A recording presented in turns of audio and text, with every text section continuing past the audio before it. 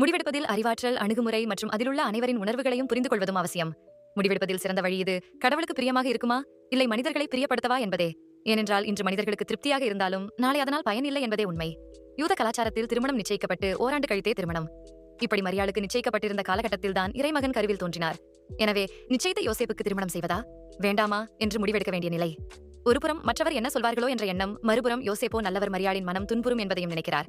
அப்பொழுது கர்த்தருடைய தூதன் கனவில் வந்து, உன் மனைவியாகிய மரியாளை சேர்த்துக் கொள்ள ஐயப்படாதே, அவளிடத்தில் உற்பத்தியாயிருக்கிறது பரிசுத்த ஆவியினால் உண்டானது என்கிறார். உடனே மனிதர்களை பாராமல் கடவுளின் வார்த்தைப்படி முடிவெடுத்தார். வரலாற்றில் இறைமகனையே இல்லத்தில் வைத்து வளர்க்கும் பாக்கியம் பெற்றார். இன்று நம் முடிவுகள் கடவுளை பிரியப்படுத்துகிறதா என்று சிந்திப்பது நிச்சயமாக நம் எதிர்காலத்திற்கு ஆசீர்வாதமாக அமையும். உன் மனைவியாகிய மரியாளை சேர்த்துக் கொள்ள ஐயப்படாதே, அவளிடத்தில் உற்பத்தியாயிருக்கிறது பரிசுத்த ஆவியினால் உண்டானது. அவள் ஒரு குமாரனை பெறுவாள், அவருக்கு இயேசு என்று பெயரிடுவாயாக, ஏனெனில் அவர் தமது ஜனங்களின் பாவங்களை நீக்கி அவர்களை இரட்சிப்பார் என்றான். யோசேப்பு நித்திரை தெளிந்து எழுந்து கர்த்தருடைய தூதன் தனக்கு கட்டளையிட்டபடியே தன் மனைவியை சேர்த்துக் கொண்டார்.